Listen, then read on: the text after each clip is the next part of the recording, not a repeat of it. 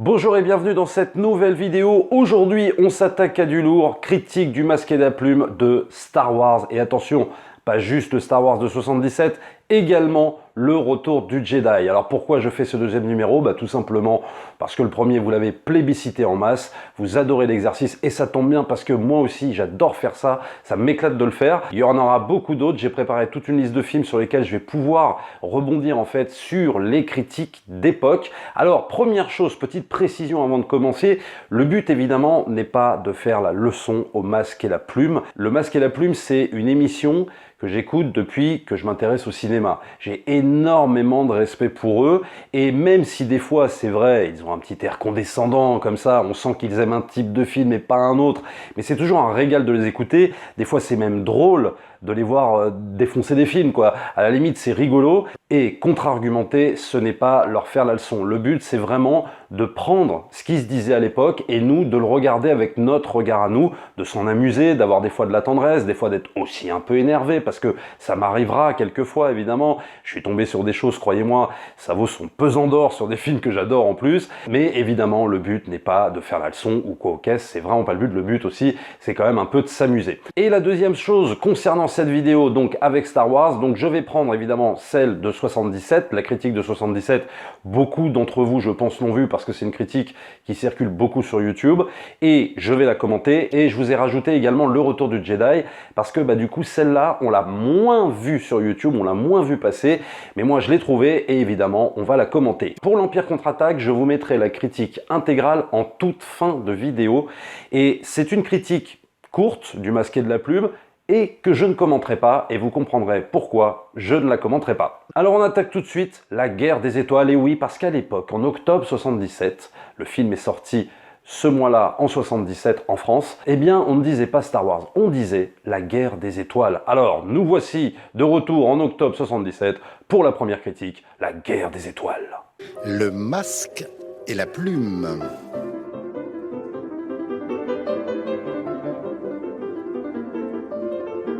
Alors, la guerre des étoiles, c'est une énorme machine à l'américaine.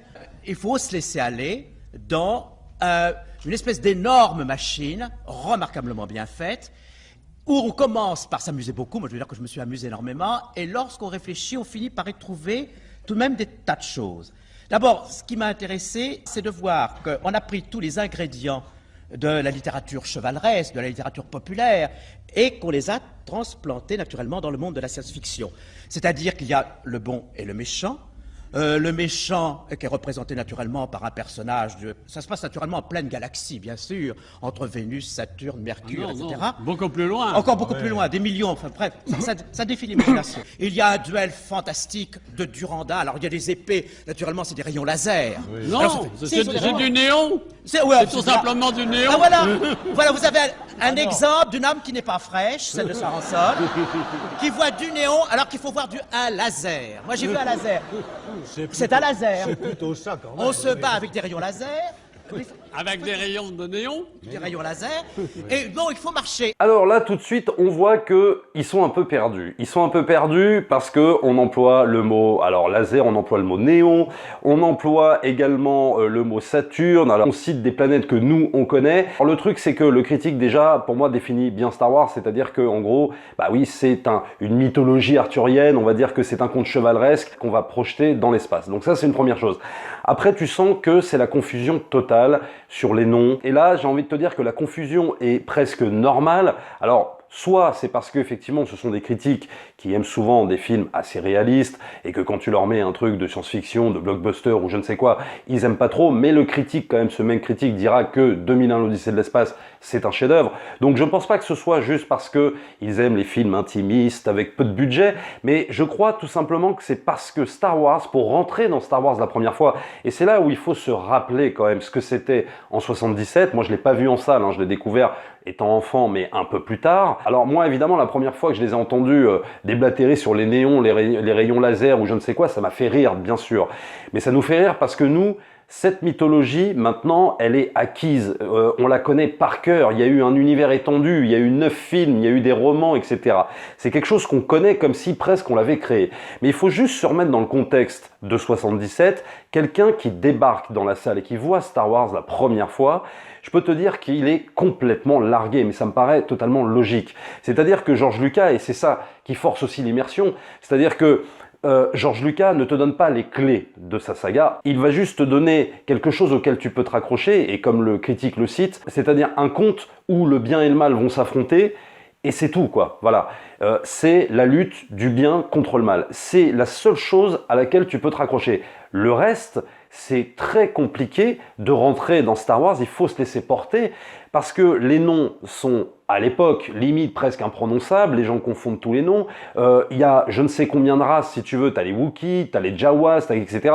Donc tu as tout ça qui se met en place, et toi tu débarques dans cet univers, tu ne sais absolument pas de quoi ça parle, tu as des noms comme Dark Vador, mais Dark, tu ne sais même pas pourquoi il s'appelle Dark, alors Dark c'est en français bien sûr, mais tu ne sais même pas que c'est un site, on ne te l'explique pas, et limite presque on ne te les explique même pas pendant les 3 films, c'est-à-dire le 4, 5, 6. Donc c'est des notions en fait qui vont être développées par la suite dans Star Wars, mais que toi tu ne connais absolument pas quand tu vas voir le premier. Tu as des planètes différentes qui s'appellent Tatooine, qui s'appellent, je sais pas moi, Bespin, tu as je ne sais combien de planètes qui ne portent pas le nom de planètes que nous, humains, on connaît, et c'est pour ça que l'appellation, si tu veux, science-fiction, bah moi c'est toujours un terme que j'ai souvent réfuté pour Star Wars parce que je l'ai toujours considéré plus comme un space opéra et beaucoup moins comme un film de science-fiction. La science-fiction c'est un prolongement de ce qu'on connaît et c'est quelque chose qu'on va projeter dans le futur. Par exemple, Alien, pour moi, oui, est un film de science-fiction, mais Star Wars, non. Et c'est pour ça que le journaliste parle de Vénus ou de je ne sais quelle planète, parce que pour lui, il se rattache à quelque chose que nous, on connaît, être humain, terrien, et c'est difficile de se détacher de ces notions-là et de se plonger dans une nouvelle mythologie, comme certains ont pu se plonger, par exemple, quand ils ont lu Le Seigneur des Anneaux. C'est un univers totalement inventé, avec des noms pareils, quasi imprononçables au départ quand tu ne connais pas l'univers. C'est ça aussi la force de Star Wars, c'est ce qui force l'immersion, mais c'est ce qui peut faire aussi qu'en 77, n'importe quel spectateur peut être un peu perdu, donc forcément maintenant ça fait rire, mais à l'époque ça devait être complètement différent. Je ne dis pas que tout le monde était perdu, mais je pense qu'une majorité de gens, peut-être même d'adultes, devaient être complètement largués face à ces nouvelles appellations, à ces nouveaux gadgets. La preuve, ils savent même pas, il y en a qui disent néon, il y en a qui disent laser, on ne parle même pas de sabre laser, non, on dit néon ou laser, tu vois. Et ça, il y a quelque chose de logique là-dedans. Nous, on l'a oublié parce que c'est un univers qu'on a totalement digéré, mais il faut juste se replacer dans le contexte de l'époque. Alors déjà, ce jeune fermier va naturellement, vous avez deviné, c'est gros comme une maison, gros comme une fusée interspatiale, et il va tomber la princesse. Eh oui. Bon, ils auront d'abord des tas d'enfants qui sont tous galactiques. Bon, alors là, je sais pas par contre où il a vu ça, le critique. Que Luke Skywalker va tomber la princesse et ça se voit gros comme une maison. Oui, si on peut l'imaginer, mais le truc, c'est que ça ne se passera jamais. Et pourquoi ça ne se passera jamais? Bah, tout simplement parce que Lucas, là, dans le premier Star Wars, donc Un Nouvel Espoir, il pose un personnage féminin très très fort, comme il va le faire aussi avec Marion Ravenwood dans Les Aventuriers de l'Arche perdue, hein, et ça je l'avais dit dans la précédente vidéo. Mais c'est vrai que pour le coup, le truc de tomber la princesse, Luke Skywalker ne tombe absolument rien du tout, puisque c'est pas une princesse, si tu veux, traditionnelle, comme on aurait pu s'imaginer, comme quand tu regardes un conte de Walt Disney, dont est inspiré d'ailleurs, dont s'est inspiré Star Wars, hein. Il n'y a pas que la légende arthurienne et tout ça, il y a aussi les films de Walt Disney, il l'a toujours revendiqué. Mais ce que je veux dire, c'est que quand tu vois Princesse Leia, toi, le premier truc que tu vois, effectivement, c'est la princesse en détresse. Alors, je ne dis pas que Luke Skywalker ne sauve pas la princesse en détresse parce que, quelque part, elle est en détresse dans l'épisode 4, mais une fois qu'elle est sauvée, elle révèle son caractère, c'est une princesse combattante, c'est en plus une femme politique, c'est quand même une des rares fois où l'appellation princesse prend un autre sens que celui traditionnel des princesses à sauver. C'est pour ça que je comprends pas bien là où le critique veut en venir quand tu dis ouais, il tombe la princesse et tout ça, c'est totalement faux. Et évidemment, on le verra par la suite que Luke Skywalker est bien loin de tomber cette princesse et que c'est un autre homme qui s'appelle Han Solo qui lui va véritablement la tomber. On va vers un monde qui est terriblement fasciste, c'est-à-dire qu'il y a un fascisme noir qui est représenté par les vilains, le chevalier qui est coiffé comme une espèce de samouraï, dans son château, dans sa planète forte, c'est le fascisme noir, mais qui est vaincu par une espèce d'autre fascisme, c'est un fascisme blanc. Là, là, ça commence à m'inquiéter, c'est-à-dire que la cérémonie finale, si mes camarades se rappellent bien, c'est Nuremberg, si vous voulez, en matière plastique blanche. Si, mais pas du tout. Quoi? Pérez, Michel Pérez. Il y a un Non, coup- moi j'ai pas vu ça. Ah bah si, moi je suis très sensibilisé à ça. Alors là, c'est super intéressant, et là, je sens les fans de Star Wars totalement bondir. C'est-à-dire que là, il va nous expliquer, il va comparer ça carrément, la scène finale de l'épisode 4, il va nous la comparer à Nuremberg, il va nous le comparer à des cérémonies de nazis, etc., etc. Alors évidemment que cette comparaison peut maintenant faire sourire, et à la limite, tu te dis, bon là, il est peut-être un petit peu ridicule, parce que George Lucas a vraiment fait Star Wars, l'a conçu, c'est-à-dire l'empire nazi contre l'Alliance rebelle dans Star Wars. Donc le fait de nous dire qu'en gros, ça me fait penser à Nuremberg, la cérémonie de la fin, c'est sacrément gonflé. Mais peut-être que le fait de dire ça, ça élève Star Wars à un autre niveau, c'est-à-dire on enlève toute trace de manichéisme. C'est-à-dire que là où tout le monde voit Star Wars comme quelque chose d'extrêmement manichéen, le bien contre le mal, c'est peut-être une des rares fois où on entendra ce genre d'argument sur Star Wars, qui reste une œuvre, quoi qu'on en dise, extrêmement manichéenne, peut-être un peu moins sur l'épisode 1, 2, 3, mais en tout cas sur le 4, 5, 6, c'est extrêmement manichéen. Ça veut pas dire que c'est pas bien, mais le fait est que Star Wars, c'est ça, quoi. T'as l'impression que le critique dit en gros, bon, bah, il y a un fascisme noir, certes, mais il y a aussi le fascisme blanc. Donc là, il met, je dirais, les deux couleurs sur un pied d'égalité, façon de dire aussi que les blancs ont, dans leur histoire, eu leur part de fascisme. Et quel est le public? Le public, généralement, n'a pas plus de 20 ans. Le gros du public, ce sont des adolescents qui voient le film avec leurs joints, leurs cigarettes de marijuana en poche. Car dans la plupart des grandes salles américaines, il n'y a plus tellement de problèmes maintenant. Les gens peuvent tirer leurs cigarettes de marijuana et fumer. Et ils voient le film de cette façon-là. C'est un film qui est fait, c'est un film planant. Ça ressemble, c'était comme une espèce d'énorme machine psychédélique, comme dans les années 60. Dans les années 60, il y avait tous ces spectacles, ces light shows, ces trucs de lumière, etc., qui étaient faits pour être vus dans des discothèques, dans des choses comme ça. Or, La Guerre des Étoiles, maintenant, c'est une espèce de grand spectacle cinématographique fait à partir de ce principe-là. C'est peut-être pas voulu au départ, mais c'est comme ça que c'est utilisé maintenant. Et c'est un film qui joue uniquement sur les effets visuels. C'est absolument prodigieux. Bon, là, ça commence à être dur. Là, ça commence à être dur parce que là, le critique ne veut voir en Star Wars qu'un déluge d'effets visuels. Le truc, c'est que là, on voit vraiment qu'il y a une volonté de dire non, Star Wars ne sera pas autre chose que ça. Est-ce que ça veut dire qu'il a vu autre chose, qu'il a vu la mythologie, mais que par snobisme, il ne veut pas en parler? C'est possible. Ou alors, il est complètement passé à côté de la mythologie de Star Wars, il est complètement passé à côté du mysticisme, parce que déjà, dans l'épisode 4, on parle de mysticisme, on parle de cette notion-là. On évoque aussi la politique, évidemment bien moins que dans l'épisode 1, 2, 3, on est bien d'accord, mais on évoque quand même le Sénat, on évoque tout ça, donc il y a un contexte politique, il y a le contexte mystique, il y a le contexte de la force. Est-ce qu'il est passé à côté de tout ça, le critique ? C'est à se demander. Il est bloqué parce qu'il dit, bon bah voilà, de toute façon c'est trop fort Star Wars, quoi, voilà. Enfin, je veux dire, visuellement. Et c'est vrai que quelque part, c'est la première chose qui va te frapper, que tu sois enfant ou adulte d'ailleurs. C'est la première chose qui va te frapper dans Star Wars. C'est la plastique du film, c'est le visuel. Mais c'est marrant de passer à côté d'autant de thématiques qui vont faire que Star Wars, ça va rester dans l'histoire du cinéma. Parce que si c'était juste un délire visuel, Star Wars, à mon avis, ce serait pas resté dans l'histoire du cinéma. Pourquoi? Parce que quand tu le fais regarder, par exemple, à des enfants, quand tu fais regarder Star Wars à des enfants de maintenant, tu le fais regarder celui de 77, ils te disent, ouais, papa, c'est sympa, mais ça a vieilli, quoi. Tu vois, à la limite, ils sont plus impressionnés, limite, par la prélo et encore plus par la postlogie. Le truc, c'est que c'est resté parce que ça a construit sa propre mythologie grâce aux éléments que j'ai cités. Et apparemment que là, le critique est complètement passé à côté, ou alors il fait semblant de ne pas vouloir en parler pour finalement rabaisser le film juste à une belle plastique et un délire visuel. Je voulais dire par là que ces films-là étaient peut-être un peu dangereux, enfin dangereux pas d'un point de vue moral, mais peut-être d'un point de vue politique, parce que ce sont des choses qui sont des objets de consommation. Le film devient de plus en plus un objet de consommation de l'instant. Et d'abrutissement total. Et d'abrutissement total, et aucune réflexion n'est possible à partir de ce genre de film. Cela dit, ce sont des films qui sont extrêmement agréables à voir. Et La Guerre des Étoiles, c'est vraiment le grand pied, ça, absolument. Alors attention, pas la peine de bondir de votre siège et de vous dire quoi, il a rien compris, Star Wars, comment ça, film popcorn, film qui n'a aucun intérêt.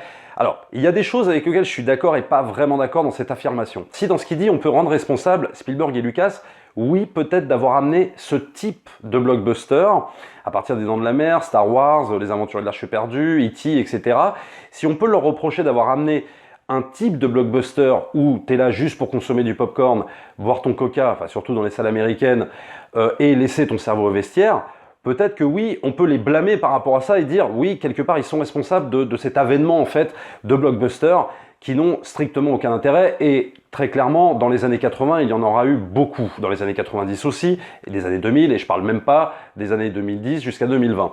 Le truc, c'est que si on peut dire qu'ils sont responsables, mais pas que, et je vais y venir, quand Spielberg, surtout Spielberg, quand il fait un film popcorn, c'est-à-dire je prends la trilogie d'Indiana Jones, qui sont pour moi des films popcorn, mais le truc, c'est qu'ils vont rester dans l'histoire du cinéma. Et pourquoi ils vont rester dans l'histoire du cinéma? Parce que il y a une vraie vision de réal derrière. Il y a un vrai talent artistique. C'est pas juste parce que Harrison Ford il est bon et parce que c'est un super film d'aventure. C'est parce que tu as la vraie vision d'un génie de réalisateur derrière ça. Sinon, Indiana Jones ne serait pas resté dans l'histoire du cinéma, très clairement. C'est peut-être un film qui va te faire, oui, consommer des pop-corn, mais en attendant, c'est un film que tu vas retenir, c'est un film où tu vas réfléchir sur les thématiques, parce que tu auras toujours des thématiques intéressantes dans les films. Et ce qui ne sera pas le cas des blockbusters qu'eux-mêmes, ils ont engendré malgré eux, si tu veux. Donc là où, si tu veux, je trouve le critique un peu dur sur Star Wars, parce que pour moi, celui de 77, c'est tout sauf un film bête, justement de par la mythologie qu'il a construite. On peut pas dire c'est juste un film abrutissant pour consommer du popcorn, c'est juste impossible. On peut se rappeler aussi quand même que dans les années 40-50, il y a eu pléthore de westerns, mais genre limite nanardesque, limite mais d'une crétinerie incommensurable, et je peux t'en citer plein. Je ne parle pas évidemment de John Ford, je ne parle pas d'Howard Hawks, je ne parle pas de tous ces réalisateurs qui ont contribué justement à rendre le western intelligent, fort. Je ne parle pas de ces réalisateurs-là, je parle vraiment de tous les westerns qui se sont faits comme une espèce de machine. Il ne faut pas oublier que c'était vraiment une usine Hollywood, ça l'est toujours, mais ce que je veux dire, c'est que à l'époque, vraiment, il y avait ce côté usine à produire du western. Et on en produisait à l'appel, souvent fait par des réalisateurs de seconde zone qui n'avaient aucune vision, aucun talent, et tu peux voir par là qu'il y a énormément de westerns qui sont extrêmement mauvais. Extrêmement. Disons que si Lucas et Spielberg sont responsables d'avoir relancé, si tu veux, le film popcorn et le blockbuster où on doit consommer et que finalement le cinéma ne devient qu'un objet de consommation, il faut quand même remonter avant. Ils n'ont rien inventé à ce niveau-là. Mais je précise mes propos, ça ne veut pas dire que parce que Spielberg et Lucas ont relancé cette machine, que leurs films sont comme ça. Attention, hein, vraiment, j'insiste là-dessus. Hein. Je suis très très loin de penser que les blockbusters de Steven Spielberg, ils sont abrutissants et aliénants.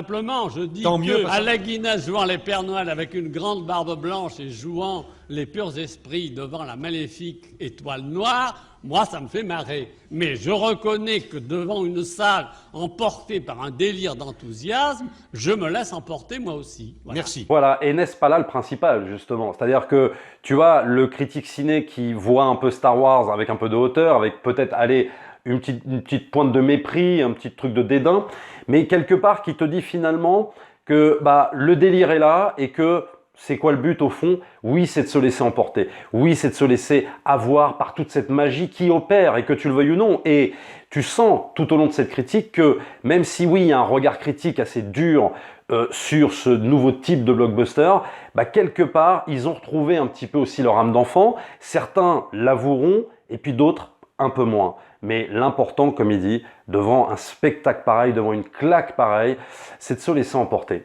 Alors maintenant, on peut tout de suite passer au retour du Jedi. Donc là, retour dans le passé. Nous voici en octobre ou en décembre, je ne sais plus. J'indiquerai la date de la critique sur l'image. Retour tout de suite sur le retour du Jedi. On va commencer avec un film où vos propos d'intellectuels pour Ciné-Club de quartier, selon notre interlocuteur, vont pouvoir se déchaîner. Le retour du Jedi. Ouais. Oui. Qui commence? Georges? Pas Odile? moi. Bon. Bon, bah, Michel? c'est-à-dire qu'il y a vraiment, Bon, il n'y a pas Odile. grand-chose à raconter, sauf que c'est un film qui est fait pour les mouflets, ça, il n'y a pas de problème. La première heure n'est pas mal, dans la mesure où elle a pas mal d'inventions, c'est-à-dire il y a une collection, une galerie de monstres qui est assez impressionnante. Notamment, il y a une espèce de montagne obèse et visqueuse et éructante qui est très portée sur les choses du sexe, avec les dames, et qui, comme ils n'aiment pas les humanoïdes masculins, les surgèlent, un peu comme Vivagel, bien sûr. Et il y a une... Vas-y, Mamie Nova. Bon là, patatras, tu sens que la critique de Star Wars, on va passer un sale quart d'heure. Pour ceux qui ont adoré le Retour du Jedi, ça va être très compliqué. Parce que là, déjà, il y a l'ennui qui commence à se pointer chez cette critique, où elle nous dit, bon voilà, c'est un film pour les gamins, etc. Et puis tu sens qu'elle prend les thématiques importantes en fait de Star Wars, notamment la congélation carbonite, un peu par-dessus la jambe quand elle te fait une blague sur Vivagel, qui était, je crois, une marque de l'époque de surgelé, quoi, en gros. Donc là, tu vois bien que ça commence très très mal, que en gros, qu'on ne prend pas les péripéties, si tu veux, racontées dans l'Empire contre-attaque très au sérieux, et que voilà quoi, que tout ça va leur paraître un petit peu ennuyeux. Tout de suite après cette heure d'invention, ça se gâte carrément parce que ça devient la guéguerre interstellaire. Alors ça ressemble aux petits jeux vidéo qu'on voit dans les grands magasins, en plus grand bien entendu, ou alors ça ressemble aussi à ces interminables et inévitables feuilletons à la télé où des machines qui ressemblent à des boîtes de conserve cabossées se tapent sur la gueule. Enfin, ça devient extrêmement lassant. Moi, ce qui m'étonne, c'est que ça marche si bien et qu'il y a des adultes pour ne pas tomber raide-mort d'ennui. Il y a simplement une chose que j'aime bien dans ce film, c'est qu'on retrouve nos deux vieux copains, là, les robots, notamment R2-D2 qui ressemble à un aspirateur traîneau et qui crépite ses émotions, et un autre qui a une forme d'humanoïde, qui est doré, qui a l'air d'une folle tordue et qui parle avec un délicieux accent d'Oxford. Bon, en dehors, on est très content de les retrouver, mais alors en dehors de ça, c'est vraiment 2 heures de perdu. Voilà, donc là tu sens que peut-être c'est le trop-plein en fait de la deuxième partie du Retour du Jedi qui va te faire dire à cette critique que c'est l'ennui, que finalement on ne voit que la guéguerre qui est assimilée même à du jeu vidéo. Donc là attention, la comparaison commence avec les films blockbusters et les jeux vidéo, puisqu'en 83 ça y est, on commence à avoir des consoles chez soi, etc. Il faut appuyer sur des boutons et détruire le vaisseau extraterrestre en face. Et cette seconde partie du Retour du Jedi où effectivement c'est une guéguerre, enfin une guéguerre selon ses dires, on va dire une vraie guerre, avec 3 histoires différentes. Tu as Luke contre Dark Vador, contre son père, tu as la bataille sur Endor, tu as la bataille spatiale au-dessus d'Endor. Ce qui fait que tu as peut-être un trop-plein de batailles, ce qui était beaucoup moins le cas finalement avec Un Nouvel Espoir et l'Empire contre-attaque, où tu avais beaucoup moins cette surenchère de batailles et du coup d'effets spéciaux, qui eux finalement ont fini par les lasser. Autant s'ils pouvaient être emballés par l'aspect hyper mystique dans l'épisode 4, l'aspect très tragique de l'épisode 5, l'Empire contre-attaque, là tu sens qu'ils sont complètement lassés parce que effectivement Lucas s'est allé dans une direction où c'est vraiment la guerre. Mais en même temps, tu vas avoir un film à l'époque qui s'appelle La Guerre des Étoiles. Donc oui, ça parle de ça, quoi, ça parle d'affrontement et tout ça. Mais tu sens que ça les a complètement lassés et que pour le coup, il faut vraiment être un gamin. Et il s'étonne quand même qu'il y ait des adultes qui aient été emballés en fait par ce film. Toute cette immense foule était plongée dans une sorte de torpeur et véritablement, il n'y a eu qu'une seule réaction et elle m'a énormément surpris, une énorme hilarité quand les 2 héros, là, la princesse Leia et le brillant Luke, je crois bien que comme ça qu'il s'appelle, n'est-ce pas? Luke Skywalker. Oui. Et lorsqu'il déclare à la princesse qu'il est son frère. Pourquoi est-ce que le public a trouvé ça extrêmement drôle? C'est qu'il s'était sans doute tellement ennuyé jusque-là qu'enfin il y avait quelque chose d'à peu près concret. Alors là, extraordinaire, le film sort le mercredi en France. Et les critiques du Masque et la Plume sont le dimanche, soit 4 jours après. Alors en 4 jours, t'as pas forcément tous les Français qui ont eu le temps de voir le Retour du Jedi. Et lui, il te balance un de ces spoilers monumentaux, une révélation majeure sur Luke et Leia, voilà, Luke est le frère de Leia, mais comme ça, paf, mais sans sourciller, tranquille, il te balance le spoiler. Mais ça, maintenant, ça passerait plus. Hein. C'est-à-dire que, alors, soit après, ils se sont fait taper sur les doigts l'émission d'après, soit ça maintenant, tu fais ça maintenant, tu te reçois je ne sais combien de mails, je sais combien d'insultes parce que t'as spoilé. Parce que maintenant, on est dans l'ère, voilà, attention, le moindre truc, on te dit, ah, attention, t'as spoilé et tout ça. Mais là, tu sens que le mec spoil comme ça, sans complexe, sans sourciller, tranquille. Il te fait une bonne petite révélation. Bon, voilà, à l'époque, on était peut-être moins regardant justement sur cet aspect spoiler, c'est rigolo. Je suis d'accord, c'est un cinéma souvent inepte, amnésique, régressif, c'est vrai. Mais il me semble aussi que Lucas a trouvé au cœur du pop-corn une certaine force mythologique qui est un peu celle du conte parfois. Voilà. J'avais trouvé la première, La Guerre des Étoiles, absolument affligeante. Déjà, j'avais été beaucoup plus intéressé par l'Empire contre-attaque. Et là, je trouve qu'il y a une certaine invention quand même.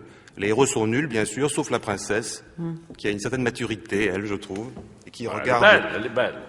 il regarde ses deux enfants débiles comme ça, avec un air adulte. Mais l'itinéraire de Luke Skywalker, la recherche du père, comme ça donne un semblant de consistance à ces marionnettes. Donc ça c'est intéressant parce que finalement il finit par nous révéler, mais il va falloir attendre quand même 3 films pour qu'ils nous disent oui, il y a le conte, il y a la mythologie, et Lucas il insuffle ça dans son film et c'est ça qui est intéressant. Mais ce qui est bizarre, c'est qu'il ne l'avoue pas de la même façon quand il parle du premier Star Wars, alors que dans le premier Star Wars, dans celui de 77, il y avait déjà ces notions-là. Mais là, peut-être que le critique s'en rend compte et qu'il nous dit, voilà, en gros, ça au moins, c'est la force du film. Mais par contre, il peut pas s'empêcher, effectivement, de critiquer, par exemple, les deux personnages que sont Luke Skywalker et Han Solo, avec le personnage féminin central, où effectivement, on a l'impression que quand tu vois Han Solo et Luke Skywalker, c'est vraiment deux potes. Mais il faut quand même se remettre dans le contexte de l'époque.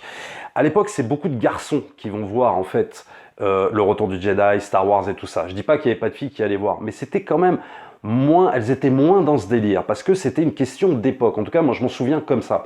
Et en fait, c'était vraiment une question de point de vue masculin. Donc effectivement, il y a ces deux compères qui sont Luke Skywalker et Han Solo, et ce petit garçon que t'es quand tu vas voir le Retour du Jedi, tu t'identifies totalement à eux. C'est vrai qu'ils font un peu immatures. C'est vrai qu'ils font un peu potes, potes de toujours et tout ça. Et au milieu, tu as la figure féminine qui, elle, est un peu, qui est un peu à part et qui fait, oui, office de maturité, en fait. Et ça, je suis assez d'accord avec cette vision. Mais parce que je pense qu'à l'époque, plus maintenant, mais je pense qu'à l'époque, Star Wars, c'était vraiment les petits garçons qui allaient voir ça, et un peu moins quand même, je dis pas qu'il n'y avait pas de filles, mais un peu moins les petites filles, quoi. C'était vraiment un truc de garçons, et on nous le disait, d'ailleurs, on nous répétait, ah ouais, les garçons, ils adorent Star Wars, ils adorent la guerre des étoiles et tout ça, et les filles, elles aiment autre chose, quoi. Alors c'était peut-être un petit peu réducteur, mais il n'empêche que c'était ça. Et c'est vrai que quand il parle des deux personnages immatures avec le personnage féminin central mature, moi, ça me fait penser vraiment à ça. Deuxièmement, c'est vrai que c'est assez ennuyeux et ça manque d'invention. C'est un film qui est fait sur la mobilité, sur l'extrême vitesse. On va plus vite que la lumière, etc. Quand on va plus vite que la lumière, il arrive qu'on n'ait plus rien à montrer. C'est un peu gênant dans le film, justement. On en arrive toujours à retrouver les mêmes effets d'accélération brusque du mouvement des appareils de transport, des choses comme ça. Voilà, donc là, on va critiquer évidemment le côté ça speed trop, ça va trop vite. Ça rejoint un petit peu ce que l'autre critique disait, mais notamment par rapport à l'aspect visuel. Il y a même plus la quête de Luke de tuer le père, parce que c'est ce qui va se passer dans le Retour du Jedi, il va devoir tuer le père, et ça c'est une notion quand même importante, c'est une notion quasi psychanalytique dans le Retour du Jedi, que là on occulte un petit peu, et le truc c'est qu'on va ne retenir que ça speed, ça va vite, bon c'est impressionnant, mais bon, il n'y a peut-être pas forcément autre chose dans le Retour du Jedi que ça, alors qu'il y a quand même cette thématique centrale hyper forte de Luke Skywalker, quoi, qui va devoir affronter son père, et tout ce que ça dit sur la famille, sur cette saga familiale en fait. Et ça, je crois que dans le deuxième de la série, qui est le meilleur, l'Empire contre-attaque, qui est d'ailleurs signé par un metteur en scène qui n'est pas indifférent, qui est Irving Kershner, il y avait un imaginaire beaucoup plus riche. Or, là, cet imaginaire est extrêmement pauvre. On voudrait qu'il y ait que la vitesse soit dans les idées, dans les trouvailles, que ce soit une cascade de trouvailles permanente. Or, ça n'est pas le cas. La vitesse, elle est seulement dans les effets. Alors, parfois, ça c'est très réussi. Il y a une espèce de course de moto volante, de scooter volant dans une forêt de séquoias, une espèce de labyrinthe d'arbres qui est vraiment à couper le souffle. Ça, c'est très très réussi, c'est ce que j'aime beaucoup. Mais enfin, on en reste à ces effets physiques. Est-ce qu'on peut être d'accord avec lui ou pas sur cette question de, finalement, c'est assez pauvre? Si on regarde par exemple les environnements du Retour du Jedi, est-ce qu'ils sont plus pauvres que ceux par exemple de l'Empire contre-attaque? Peut-être, c'est-à-dire qu'au départ, ça part sur Tatooine, donc c'est un désert, et puis sur Endor, finalement, c'est une forêt, quoi. Bon, alors oui, pourquoi pas, on peut dire que oui, il y a quelque chose de moins inventif, si tu veux, que par exemple dans l'épisode 4, ou voire peut-être même dans l'épisode 5, où tu es sur Bespin et tout ça. En même temps, j'ai du mal à voir que c'est pas inventif à ce niveau-là. Moi, je trouve que tout est inventif depuis le début. Bon, mais ça, après, c'est le fan de Star Wars qui sommeille en moi qui dit ça, mais le truc, c'est que je vois pas là où c'est pauvre, en fait. Là, tu sens que j'ai quand même l'impression que c'est un peu la critique pour la critique, et il finit même par avouer, si tu veux, par dire quand même, ah ouais, mais la scène sur les motojets dans la forêt et tout ça, quand ils poursuivent deux soldats de l'Empire, c'est quand même énorme. Il y a quand même beaucoup d'inventivité quand on est dans la seconde étoile noire. Tout le délire Ewok, même s'il y en a qui vont condamner évidemment le fait de dire, ah ouais, les Ewoks c'était tout pourri, mais moi je trouve qu'au contraire c'est un épisode encore plus riche. Je trouve que par exemple que ce qu'on voyait dans l'Empire contre-attaque, notamment dans le palais de Jabba, notamment dans tous ces environnements-là où on voit énormément de choses, qu'ils ont mis le paquet niveau créature, mais eux bizarrement c'est pas quelque chose qu'ils vont retenir parce que tu sens vraiment que là, l'ennui a pris le pas, ils sont fatigués en fait de cette trilogie. C'est-à-dire que pour eux, peut-être qu'éventuellement ça se résumait à l'épisode 4, à l'épisode 5, et puis merci, au revoir quoi. La conclusion de cette trilogie, oui, est moins passionnante forcément que l'épisode 5, parce que c'est à ce moment-là qu'il faut que tu résolves tous les enjeux, et ils le font. Donc forcément ça va être moins shakespearien, ça va être moins dramatique que ce que tu vois dans l'épisode 5. Donc ce qui fait que peut-être l'ennui, si tu veux, qu'ils n'avaient pas ressenti dans l'Empire contre-attaque, bah là, clairement, ils s'en foutent, quoi, voilà. Parce qu'ils sont pas forcément axés sur cette mythologie Star Warsienne et lucasienne. Voilà pour ce petit bond dans le temps par rapport aux critiques de 77 de l'épisode 4 et la critique de 83 par rapport à l'épisode 6, le retour du Jedi. J'espère que ça vous a plu. Donc maintenant, je vous laisse avec la critique intégrale qui est assez courte de l'Empire contre-attaque. Je ne la commande pas, je vous laisse l'apprécier. Abonnez-vous à la chaîne, likez, partagez comme d'habitude. N'hésitez pas aussi à vous rendre sur les deux liens qui soutiennent la chaîne, le lien Tipeee, le lien Utip. On se retrouvera évidemment pour d'autres formats de ce genre. Il y a plein de films qui vont arriver, ne vous inquiétez pas. On se retrouve aussi pour des prochaines vidéos. Ciao! Il y a aussi un film dont Benayoun m'a dit tout à l'heure avant de commencer. On n'a pas dit à quel point l'Empire contre-attaque est un film important, veux-tu le dire? Alors, il se trouve quand même que depuis cet été, je crois que c'est le film, non, peut-être pas le plus important, mais le film qui a le plus gros succès public et qui est en même temps l'un des meilleurs qu'on ait vu dans le courant de l'été. C'est un film américain qui est la suite de La Guerre des Étoiles. La Guerre des Étoiles, on sait, moi j'ai beaucoup dit à ce micro le bien que j'en pensais. Il faut dire que la suite, qui s'appelle l'Empire contre-attaque, est peut-être supérieure. C'est sûrement supérieur. C'est sûrement supérieur. Oui. Parce que le scénario est beaucoup plus subtil. C'est d'ailleurs fait par un autre réalisateur. C'est toujours produit par George Lucas, mais c'est fait par Irving Kershner, qui est un réalisateur américain qui n'était pas du tout connu pour faire des films de science-fiction, mais qui faisait au contraire des films intimistes et qui a été engagé par George Lucas de manière à ce que ces personnages, qui étaient déjà connus dans la première partie, soient dotés cette fois-ci d'une psychologie plus profonde et qu'on ait affaire, si vous voulez, à une mythologie de la profondeur qui arrive à rendre ces personnages définitifs, puisqu'ils vont, vous savez que c'est une série qui va comporter 9 films, et ces personnages sont appelés à prendre vraiment une grande importance pour le spectateur, et on apprend à les connaître dans ce film-là beaucoup plus que dans la première partie. Bon, j'aimerais parler de l'Empire. Alors le film c'est bien aussi, mais enfin c'est une chute. Oh, l'Empire, de toute façon, un tel public. Mais oui, mais enfin, vous savez, il y a un nombre de, il y a beaucoup de personnes en France, et en particulier de jeunes, qui sont absolument passionnés par des films comme celui-là, et parce qu'ils sous-entendent, qui touchent à la religion, qui touchent à la philosophie. Bon, c'est leur façon à eux d'aborder ces problèmes, mais elle n'est pas du tout nulle. Et il y a en particulier dans ce film un personnage qui du reste n'est pas... Nous revenons à l'Empire. Oui, je parle d'un mot, après je parlerai. Qui du reste n'est pas un acteur, mais une marionnette, et qui est un sage qui s'appelle Yoda, qui est une espèce de marionnette, qui a un visage tellement bouleversant d'humanité, de bonté, d'ironie. À la fois, il est très laid, et il est sublime de beauté. Et ce n'est pas un acteur, et il représente la sagesse du monde. Eh bien ça, c'est absolument nouveau dans le cinéma. J'ai jamais vu ça jusqu'à maintenant, de voir une marionnette qui vous bouleverse beaucoup plus qu'un acteur. Oui.